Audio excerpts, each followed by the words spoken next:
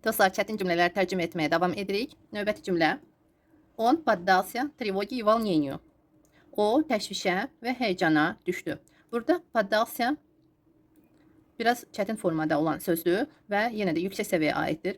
Burada поддался məhz buna elə bil ki, meyilli oldu deyilir. Meyilli oldu. Eyni zamanda düşdü kimi demək olar.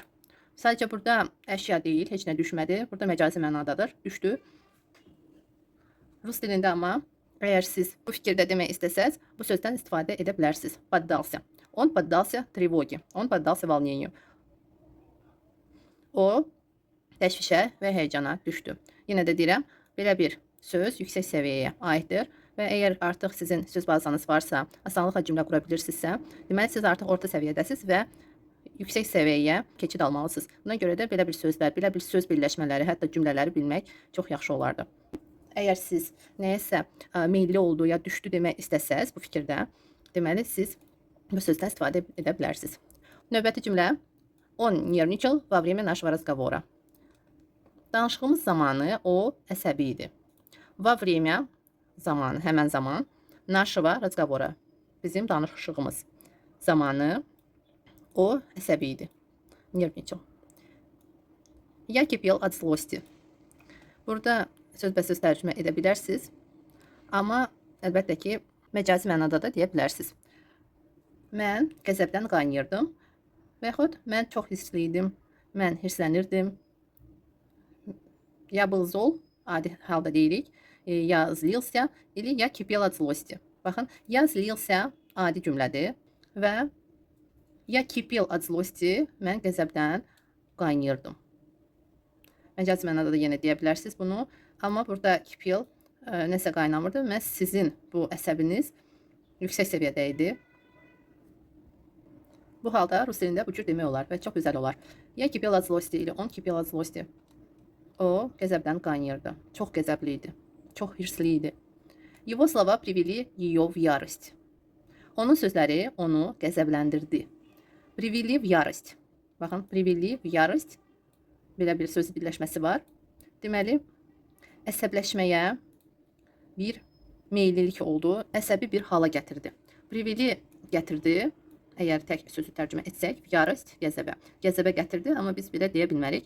Bu fikir ümumiyyətlə məntiqli tərcümə olunacaq. Deməli, sadəcə qəzəbləndirdi. Его слова привели ее в чувство deyə bilərik. Onun sözləri onu özünə gətirdi, belə deyək də. Привели ее в чувство. Özünə gətirdi, elə ki, oyatdı demək olar. Onun sözləri ona oyatdı. Bu da məcazi mənada deyilir. Или привели в ярость. Qəzəbləndirdi.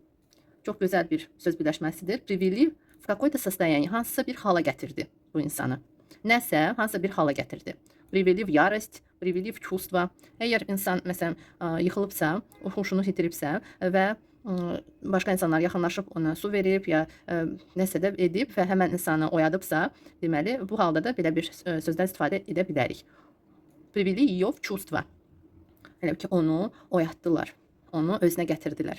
Belə, привели ее в чувство. В чувство deyəndə hansısa bir emosiyaya, hissə yox, məhz özünə gətirdilər.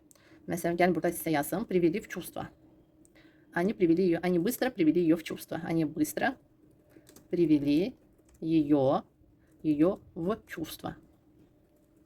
Burada чувство. Чувство. Baxın, his deməkdir. Amma burada tək söz kimi tərcümə olunmur. Burada görürsünüz, bu söz birləşməsi kimi tərcümə olunur. Привели в чувство. Hala gətirdilər. Belə deyək. Onu tez hala gətirdilər. Özünə gətirdilər, oyatdılar. Yadınızda saxlayın, əgər belə bir söz varsa, привели hansısa bir hala gətirdilər. Bu fikirdə dediyimiz halda tək-tək, ayrı-ayrı bu sözlər tərcümə olunmur. Bu bir söz birləşməsi kimidir və məcazi mənada tərcümə olunacaq. Çox gözəl söz birləşmələrdir. Çalışın, yadınızda saxlayın. Yenə də deyirəm, bu çətin cümlələrdir, asan cümlələr deyil və yüksək səviyyəyə aiddirlər. Она попыталась скрыть свое раздражение. Попыталась скрыть. Baxın, попыталась скрыть. Скрыла, sadəcə gizlətdi. Попыталась скрыть, gizlətməyə çalışdı. O, qıcıqlandığını gizlətməyə çalışdı. Qıcıqlanmaq, раздражаться. Свое раздражение, qıcıqlandığını. Burada öz sözü var, amma o öz sözü də olduğu kimi tərcümə edilmir. Öz qıcığını, belə demək olar, əslində öz qıcığını, amma biz sadəcə şəkilçi artıraraq şəxsə aid olduğunu da deyə bilərik. O qıcıqlandığını gizlətməyə çalışdı. Она, şəxs qadın cinsindədir, попыталась скрыть свое раздражение. Я была приятно удивлена подарком. Hədiyyə mənə xoş təəccüb yaratdı. Burada mən çalışdığım qədər bu fikri tərcümə etdim. Yenə də sözbəsöz çalışdım tərcümə edim ki, siz cümlənin özünü başa düşəsiniz. Deməli, ona hədiyyə verdilər və o təəccübləndi. O gözləmirdi o hədiyyəni. Gözləmədiyinə görə o təəccübləndirdi və bu təəccüb ona xoş hiss yaratdı. Baxın, bu cümlə məhz bunu əks edir. Deməli, ona hədiyyə verdilər, o bu hədiyyəni gözləmirdi, çox təəccübləndi buna hədiyyə verdiyinə görə və bu təəccüb ona xoş hiss yaratdı. Baxın, belə. Hədiyyə, burada mənə xoş hiss yaratdı, belə deyək. Hədiyyə mənə xoş təəccüb yaratdı, xoş hiss yaratdı demək olar. Sadəcə burada udivlina, təəccüb sözündən biz istifadə etdiyimizə görə mən bu cürdə çalışdım sizə tərcümə edim. Xoş hiss yaratdı da demək olar. Я почувствовала себя полностью расслабленной после спа. Spadan sonra mən özümü tamamilə rahat hiss etdim. Spadan sonra, после spa. Ya, mən, почувствовала, hiss etdim. Amma nə hiss etdim, gərək öncədən biz deyək. Mən özümü bütövlüklə və yaxud tamamilə rahat, расслабленный, rahat hiss etdim. Atmosfera spokойствия наполнила комнату. Atmosfera spokойствия huzur deməkdir. Əgər biz belə deyək də məntiqli tərcümə etsək, sözbəsöz yox, məhz məntiqə uyğun olaraq tərcümə etsək olacaq huzur. Naполнила doldurdu, nəyi? Otağı. Deməli, otaq özü, otaq huzurla doldu. Atmosfera spokойствия. Spokойствие rahatlıqdır. Atmosfera, rahatlıq atmosferi belə deyək də, rahatlıq hissi. Rahatlıq hissi biz bir sözlə ifadə edə bilərik. Huzur. Düzdür? Sözbəsöz yox, məhz yenə də təkrarlanım. Məntiqli tərcümə etsək, məntiqə uyğun olaraq, deməli, biz bunu bir sözlə ifadə edə bilərik. Huzur. Huzurla doldu otaq. Я был в себе полностью уверен. Mən özümdə tam əmin idim. Полностью уверен, tam əmin idim. Она покраснела от смущения. O utandığından qızardı. Baxın, utandığından var, от стыда, от стыда. От стыда. Bir də var от смущения. Baxın. От смущения bunlar sinonimlərdir. Amma от смущения yenə də yüksək səviyyəyə aiddir və rus dili yaxşı bilən şəxslər bu sözdən istifadə edirlər. Deməli, çalışın bu sözü bu sözlə əvəz edin. От стыда yox, məhz от смущения. O utandığından qızardı. Его пожирало чувство вины. Günahkarlıq hissi onu içindən yandırırdı.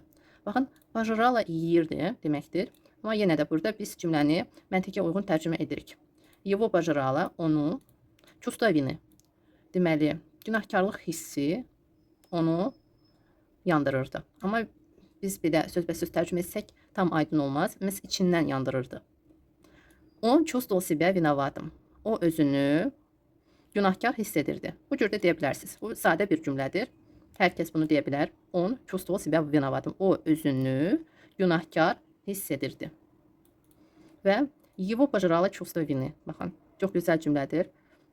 Və bu cümləni, bu fikri siz başa düşsəz, bu cümlədən asanlıqla istifadə edə bilərsiniz. Его пожирало чувство вины. Мне было неловко просить деньги. Было nеловко, o deməkdir ki, utanırdım, belə deyək də, mənə tam uyğun deyildir, bunu edə bilmirdim, belə deyək də, utandığımdan bunu edə bilmirdim. Мне было nеловко. Мне было стыдно yox, məhz nеловко biz deyirik və utanırdım kimi tərcümə edə bilərsiniz. Просить деньги, deməli, pul istəməyə utanırdım. Мне было nеловко просить деньги. Или, əgər sadə dillə desək, мне было стыдно просить деньги. Deyə bilərsiniz, bəli, мне было стыдно просить деньги. Mən istəməyə utanırdım. Amma bu стыдно sözünü siz было неловко desəz, daha gözəl səslənər, daha incə səslənər. Было неловко, мне было неловко. Mən belə deyək də utanırdım, mən onu edə bilmirdim, utandığımdan. Bu fikirdə bunu deyirik. Мне было неловко. Sizdən soruşsalar ki, bəs niyə sən bunu etmədin və yaxud sən niyə gedib ondan istəmədin və yaxud soruşmadın, onda deyə bilərsiniz, мне было неловко. Mən utanırdım. Mən Bunu etməyə utanırdım, mən istəməyə utanırdım, belə. Deməli, utanırdım, stыдно yox, məhz неловко. Было неловко. Burada v yox, f kimi deyəcəksiniz. Неловко. Və o, a kimi tələffüz olunacaq, çünki vurğu ona düşmür. Ее история вдохновила всех. Вдохновила ruhlandırdı.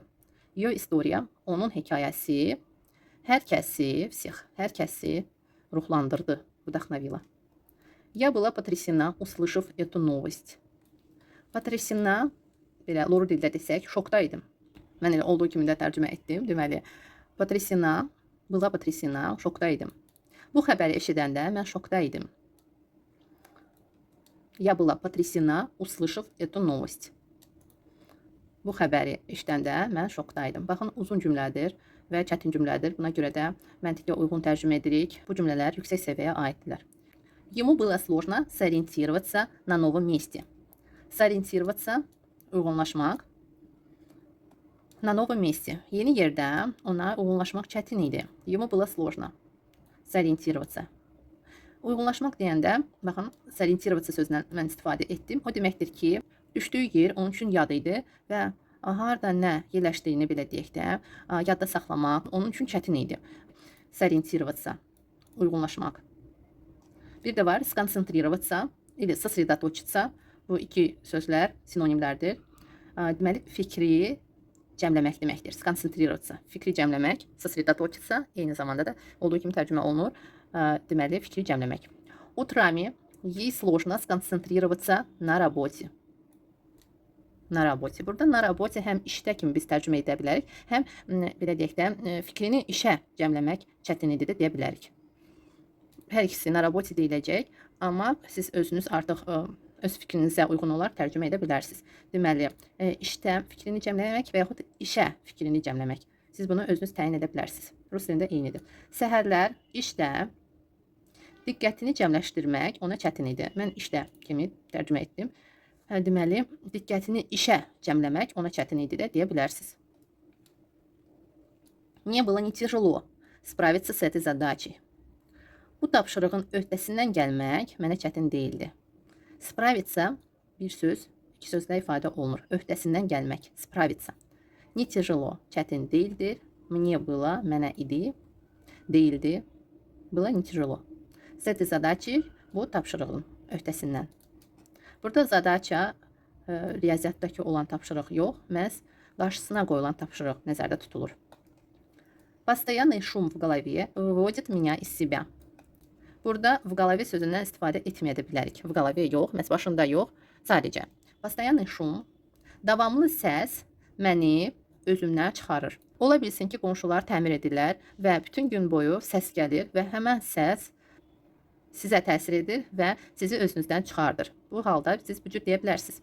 Постоянный шум выводит меня из себя.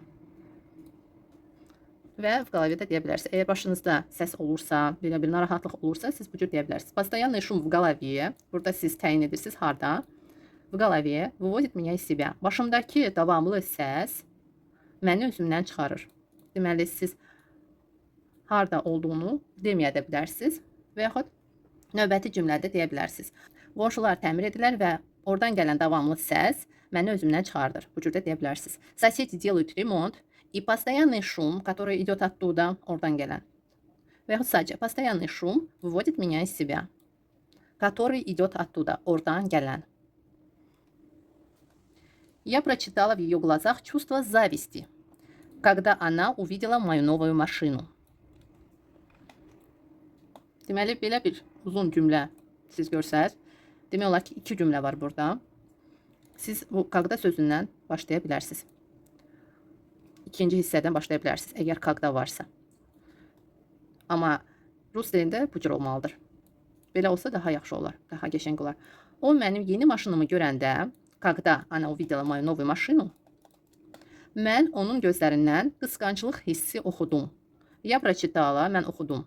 Onun gözlərindən в ее глазах чувство зависти. Qısqanclıq hissi. Чувство зависти. Qısqanclıq hissi. Сожаление не даст никаких результатов. Сожаление peşmançılıq deməkdir. Peşmançılıq heç bir fayda verməz. Peşmançılıq Мы были на 7-м nебе от счастья. Burada tam aydın deyil sizə. İndi göstərəcəm. Deməli, belə.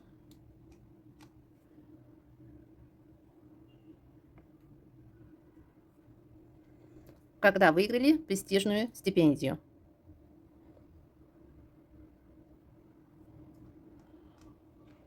Böyük bir cümlədir və biz yenə də başlayaq ikinci hissədən.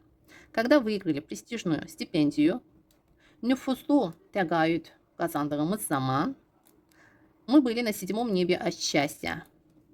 Biz deməyə də bilərsiniz. Göyün 7-ci qatındaydık. Artıq bilinir burada.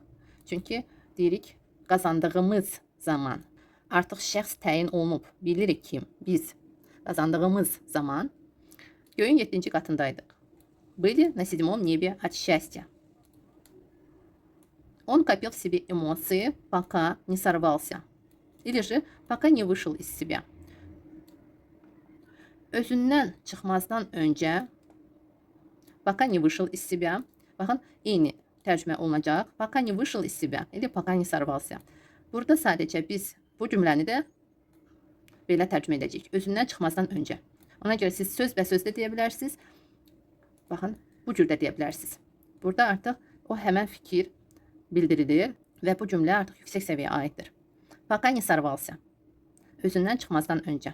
Əgər daha yaxşı danışmaq istəyirsinizsə, daha yüksək səviyyəyə yaxın danışmaq istəyirsinizsə, siz bu söz və söz tərcümədən yox, məhz məntiqli tərcümədən istifadə edə bilərsiniz və bu cür danışa da bilərsiniz. Deməli, siz deməyəcəksiniz, пока не вышел из себя, məhz deyəcəksiniz, пока не сорвался.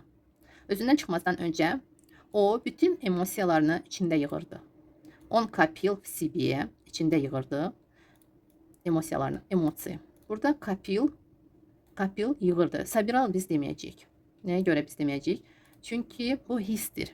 Bu emosiyadır və emosiyanı siz собирал sözü ilə deyə bilməzsiniz. Məhz копил deyəcəksiniz. Deməli, əgər emosiyanı deyirsinizsə, siz bu sözdən istifadə etməlisiniz.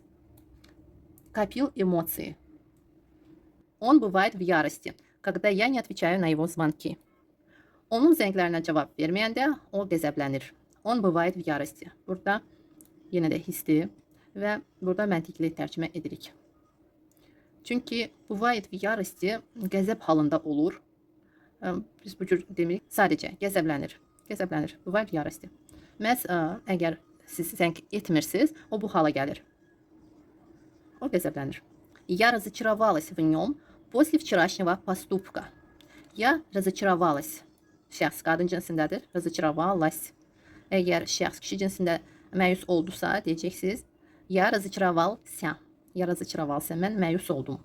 В нем kimdən məyus oldunuz? Həmən şəxsdən və bu şəxs kişi cinsindədir. В нем. Əgər qadın cinsində siz məyus oldunuzsa, olacaq в ней. В ней. В нем. Kişi cinsində, в ней. Qadın cinsində. В ней. В ней. Burada в нем, в ней başqa cürdə tərcümə olunur. Elə ki, onun içində. В нем, в ней. В нем, в ней. Onun içində. Amma əgər siz nəyinsə içində və həmən o əşyadırsa, deyə bilərsiniz. В нем, в ней. Eyni zamanda da əgər həmən şəxsdən siz məyus oldunuzsa, bu sözdən siz istifadə edə bilərsiniz. Deməli, я разочаровался в нем. Deməli, я разочаровалась в нем после вчерашнего поступка. Dünən etdiyi hərəkətdən sonra mən ondan məyus oldum. После вчерашнего поступка. После sonra вчерашнего поступка dünənki, belə deyək də, hərəkətdən sonra. Dünənki hərəkətdən sonra siz deyə bilərsiniz. Dünən etdiyi hərəkətdən və yaxud dünənki hərəkətdən sonra. После вчерашнего siz dünənki deyə bilərsiniz. Dünənki hərəkətdən sonra.